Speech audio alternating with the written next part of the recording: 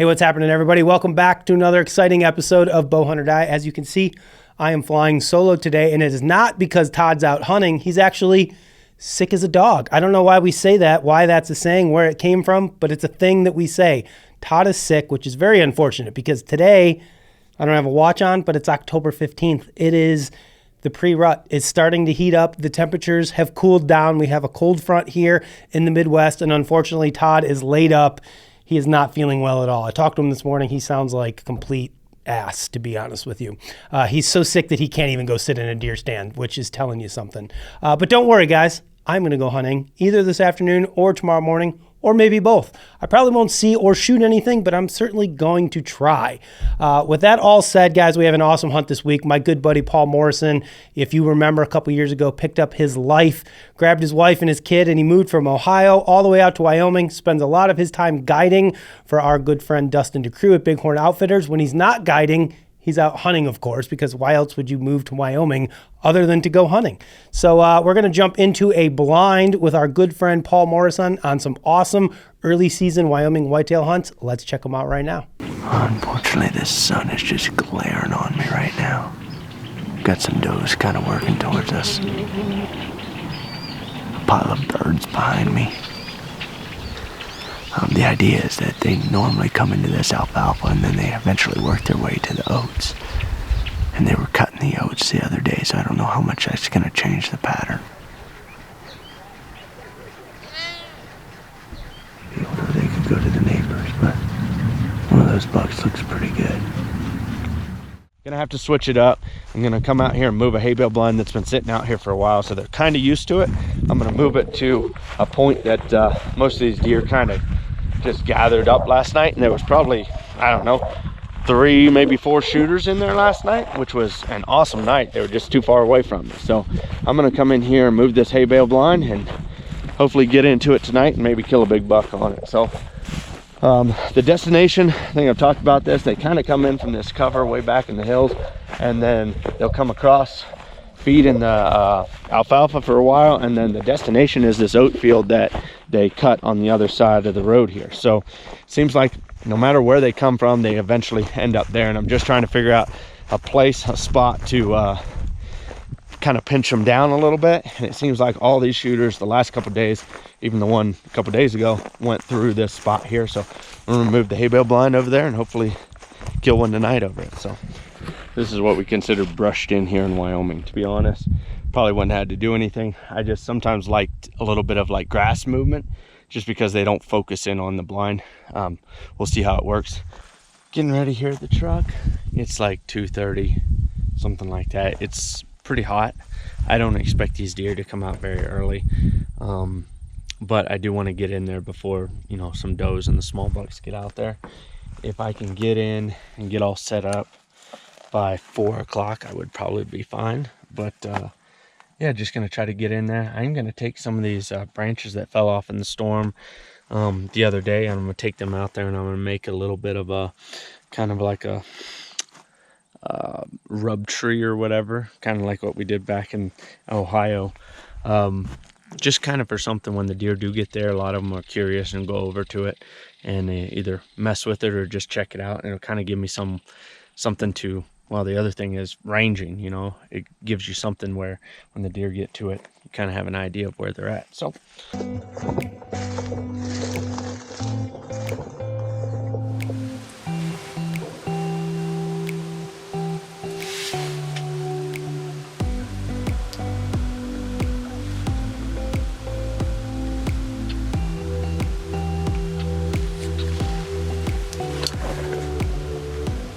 most of the other deer are way to our right, so we'll see if this one comes down and feeds next to us or what it does.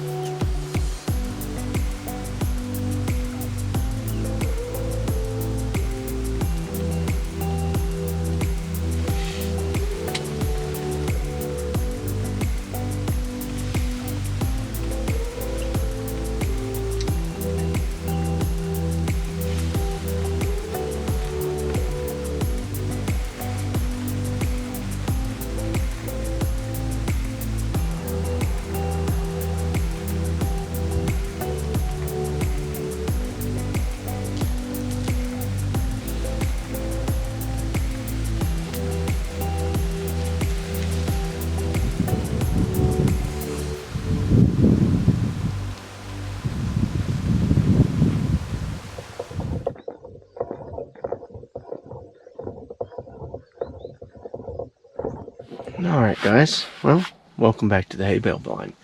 Don't have the greatest wind for this blind, but kind of running out of days anyway.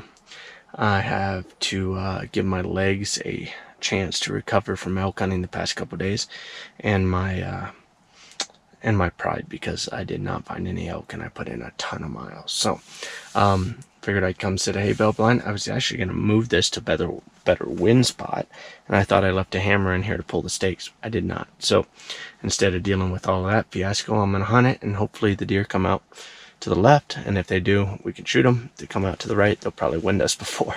So only got a couple more days to really do this, and really to elk hunt as well. So it's really hot today. It's like 95, 97. So sitting in a hay bale blind is not the number one thing that I wanted to do today, but killing a deer might be. So we've got that one deer that I passed up the first couple hunts that I'll probably shoot if he comes in. And there's also another big one that we've seen several different times. He just has no pattern to him at all. One day he'll come out here, and next day he'll come out the other side.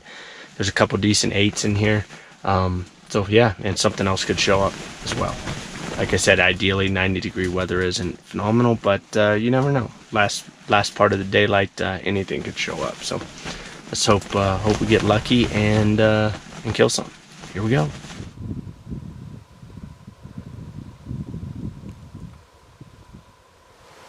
All these deer seem to be coming from this side over here. It's the first decent buck that's come through. Oh, the big buck's there.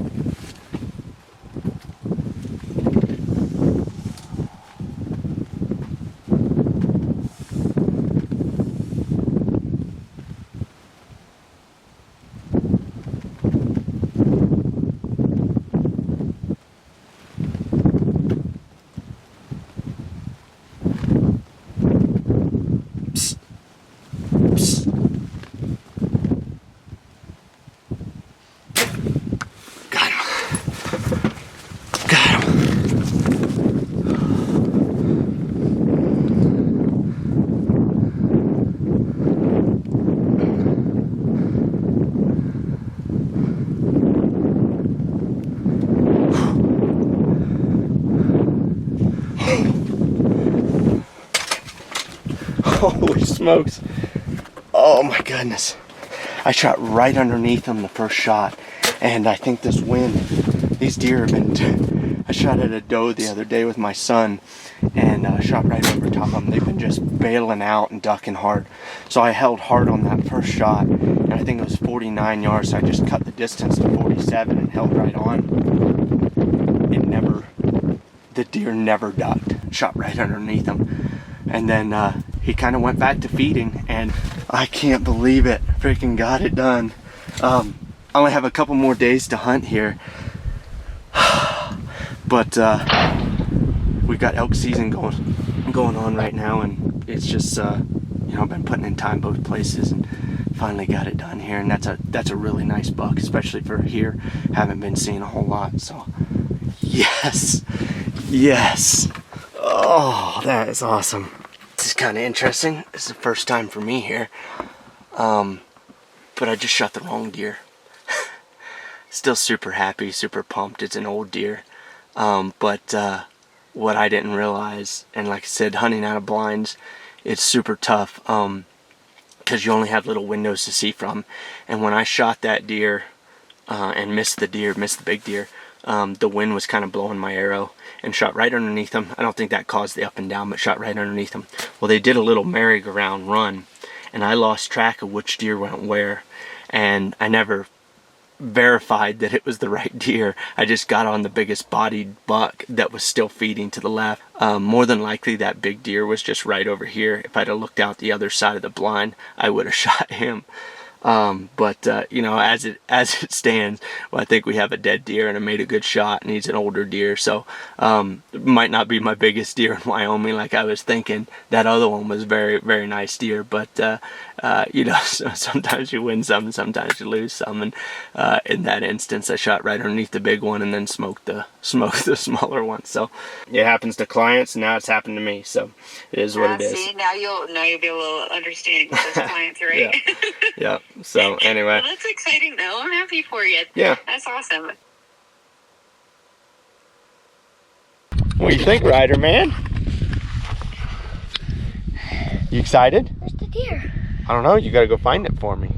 I shot it and they ran that way. We'll go try to find the blood, and then we'll go look for him. All right? Okay, he went that way? Yeah, he went that way. Come on. I'll show you where it was.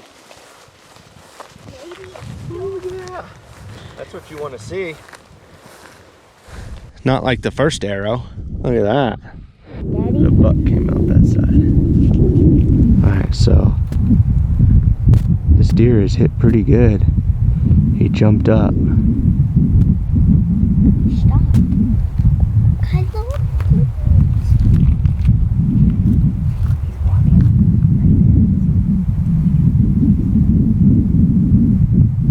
He's gonna go down to that thicket there, and we're just gonna You're in the air. give him plenty of time. Well, that's not what you want to see there, so I even checked the camera and looked at it. Blood on the arrow is phenomenal. I thought it was heart blood. It might be low liver. Sometimes when you get really low in the crease of a deer, sometimes you can catch that liver, bottom part of the liver, and usually that's a little bit longer of a track job. So unfortunately, I waited 45 minutes to an hour, and he bounced up and then went over. He went about 200 yards, and the advantage out here is that you're able to see them. So we saw him go down into this ravine here. So hoping that well, obviously now we're just going to back out, but hoping that we get our hands on him in the morning. So what else can you do, unfortunately? Dadgummit. I thought it looked good going in, but sometimes you get some deflection or rotation of that deer when they drop, and it can definitely be different than what you think. So I'm gonna go head back to the truck here in a little bit, and maybe get our hands on him later. Alrighty, here we go. 10 o'clock right now. I shot this buck at 6. The only reason why we're going in right now, to be honest, is it's warmer now than it normally is out here this time of year. So we're at like 70, 73 degrees right now. So I really think it is a one lung liver. The arrow was coated with blood and everything, so I think he's dead. But you never know. With these whitetails, they are tough and they can do some weird things. So we're gonna go in here slowly, try to get in the downwind side and kind of work this little ditch line. If he's not in the ditch line, we'll back out till tomorrow.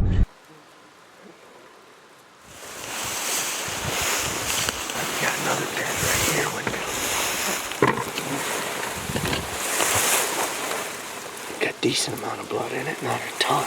This one's got the creek running through it, so obviously he's kind of going down the water. Hopefully he's not very far. He's bedded like 4 beds. What is that, 4 or 5 beds in the last, I don't know, 40, 50 feet. Oh. Hey, look to your right. You see one? Yeah, in the creek. Hell yeah, dude. We got him, guys. We got him. He's dead in the creek. So, let's see if we can get down here. I've got rubber boots. I'm sure Winfield has something. That would be good. Let's go down here. Sweet. So, like from where we saw him this afternoon, where he dropped down into that ditch, we're talking 75, 80 yards, and he's dead in the creek. Now, if this creek was any bigger, he'd definitely float down. I think he's caught up on... Looks like he's caught up on a fence. Fence or a log or something, so we'll go down here.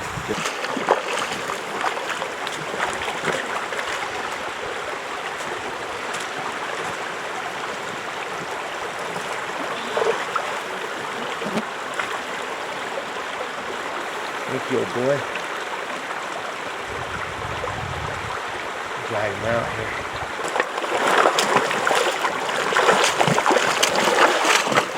So you know what's interesting about this is the exit is about the same height, maybe higher. It's a little bit back like we thought. He was quartered to a little bit, but not horrible. All right, folks, well, it's not every day that I get to hunt some of this awesome property here in Wyoming. We had a spot that we were able to kill a deer at the end of the season, and Rich and Dustin said, go ahead and, you know, if you want to fill your tag early instead of holding it like I normally do till rut. I was able to hunt one time with my son and Ryder, and he had a good time, and unfortunately shot right over the top of a doe, he was pretty bummed out. He said, I thought you were a good hunter. And you know, sometimes as hunters we feel that way a lot, and that was no difference in the hunt that unfolded tonight. So it's just pretty cool to be able to kill a nice deer early season. I normally hold my tag to hunt late season, like I said, so that I can hunt them during the rut. But you know, it's cool to kill a good deer, and always fun. You know, it's interesting how hunts play out, and you just have to enjoy each one as they come, and enjoy the people that you get to spend it with. So thank you to Winfield for coming along and filming. Thank you for Dustin and Rich, and also Delisa and Ryder for hanging along and hunting with me and trying to track this guy earlier. So we're gonna get them tagged, get them hauled out, get them hung up. These whitetails that are raised on alfalfa are delicious. So we're gonna get him cut up and hung up tonight and get him cooled out. So good luck out there, and Bowhunter die. Ah, shot the wrong buck, did you, Paul? Happens to the best of us. Actually, I don't know that I've ever... Yeah, I've definitely done that. Never mind. I have 100% shot a deer thinking I was another deer, and then I got up to it, and I was like, hell, that's not the deer I thought it was. So I can empathize, I suppose would be the correct word, with Paul. But hey, still a great hunt. You know, I really enjoyed it. What I really like about watching Paul's hunts through the years is the way that he likes to think out of the box. Like, how many people are going to go out into a field with a drill? I think he had like a hole saw bit. He drills into the ground, sticks a couple branches in there, and it worked perfectly. I mean, he had deer coming up to those branches, eating off of them, sniffing around them. I mean, it would have been great if it was a deer that he wanted to shoot, but I thought that just really made that hunt a notch above good, maybe close to great. So congratulations to Paul. You know, awesome hunt. I'm glad he was able to recover that animal. Yeah, so congratulations to him. He did actually go on to shoot an elk as well. So we're going to be bringing you guys that footage shortly as well. It's a pretty awesome hunt, as Paul tends to produce. So with that whitetail stuff out of the way, we're going to jump into a fun Ask the Experts segment. Of course, this is being brought to you by all of our good friends at Lancaster Archery Supply. Now, speaking of Lancaster Archery, before we dive into this, registration is open for the Lancaster Archery Classic. Make sure you go sign up today.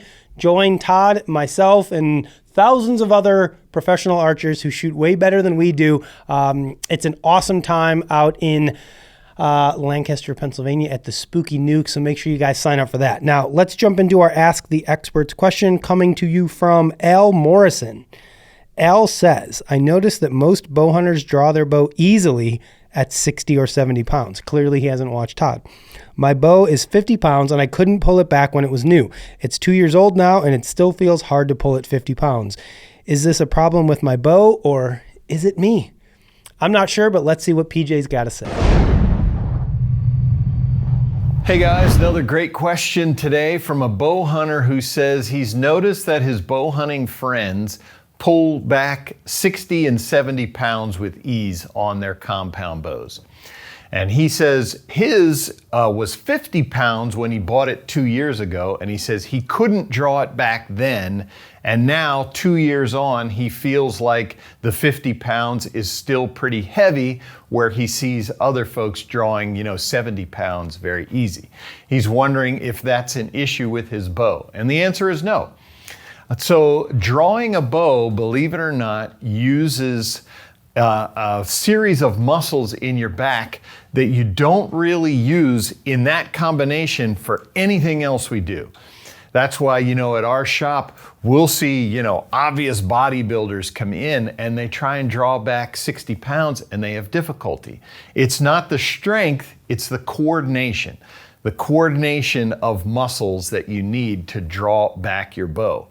And so I'm guessing if this person could not draw 50 pounds when he got the bow, and now he's still having difficulty 2 years later, I'm guessing he's not spending a lot of time shooting that bow.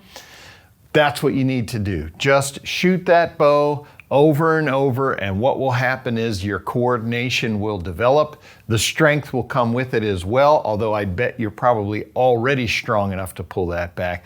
But it's more the coordination, using the series of muscles that it takes to draw back a bow. That's what is not developed yet. Well, as always, thank you to our good friend PJ Riley and the folks at Lancaster Archery for that answer. Through the years, I've always been really interested at, shooting bows with different people, especially people that when they just get started into archery and into bow hunting, or they try to shoot somebody's bow. And I've seen some big, strong dudes that could probably bench press me struggle to pull back 70-pound bows. We had a friend one year that had an 80-pound bow at the range, and I remember shooting that a few times and then giving it to some guys that just couldn't pull it back. And I think in a lot of cases, just, muscles that you were not used to using. And I think guys aren't drawing their bow in the proper way. I think most adult males, barring some sort of shoulder injury, should be strong enough to pull a 60, 70-pound bow back without too much difficulty. It's really more just technique of how you're doing it. So again, thanks to PJ and the folks at Lancaster Archery for that answer. Guys, last up for this episode, we're going to jump into trophy photos. This was a tough one this week. Unfortunately, all the blame has to fall on me for picking the winner or the loser. So let's jump into these right now. Brady Gartner in Wisconsin, Charlotte Smay in Pennsylvania, Grayson Steinweg in Virginia, Aaron Roca in Indiana, Jake LeBear in Ohio, and Skylar Bethel here in Illinois. All right, everybody. First of all, congratulations to all of you. What an amazing bunch of photos. I love seeing the kids get involved. There's always a lot of talk about the future of hunting, the future of the outdoors, and getting these kids off of their tablets and their games and away from YouTube and the TV and out into the field. And every time I see these photos come through of these young hunters and their smiling faces, it makes me happy, especially as a parent of 3 children myself. This week, I'm going to go, this was a tough one. I'm not going to lie. It came down to 2 finalists. Oh man, I still haven't decided. I'm going to go with young Grayson Steinweg. Grayson, congratulations. I believe this was Grayson's first deer with a compound bow. So congratulations, not on just your first harvest, but on a great trophy photo as well. Brady was a close second. There's something about his jacket being unzipped in the photo that just kind of got me. I don't know. I just felt like zip that coat up. But otherwise, what a great deer. And he says Wisconsin public land. So congratulations to Brady. He's won the lottery as it is, shooting a big buck on public land. We're going to give this one to young Grayson. So congratulations, young man, on a fine animal. Also, congratulations to Charlotte. Like the smile on that little girl's face holding that buck up. Heartwarming for those of you that still have a heart.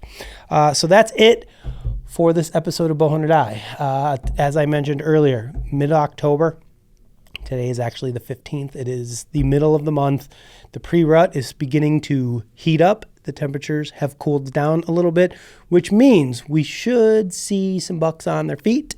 My cameras are definitely starting to heat up on scrapes a little bit more. So like I said, I may actually sneak out and hunt this afternoon, and then possibly tomorrow morning as well. So hopefully something's moving around. I don't have a whole lot of bucks that I'm really interested in shooting, but there's a couple of them. And if they show up, they're going to get shot. So thanks everybody for tuning in. Make sure you subscribe to the channel. Don't miss out. We have a lot more great bow hunting action coming your way. We got Tyler Barron, killed a buck. My son Joey killed a buck. Anybody else kill anything? A couple doe. Oh, Ryan Cornelius killed a freaking dandy out in Pennsylvania. We've had a couple people shoot some does. We have a lot more great bow hunting action. Don't miss out. Subscribe, like, share, comment. I don't know, all the fun stuff. We'll see you guys next time right here. Bow Hunt or Die. One, you have a stinky butt? Well, we better spray it then. No, I'm just joking. I'm an influencer, Brandon, not a dedicated hunter. That's the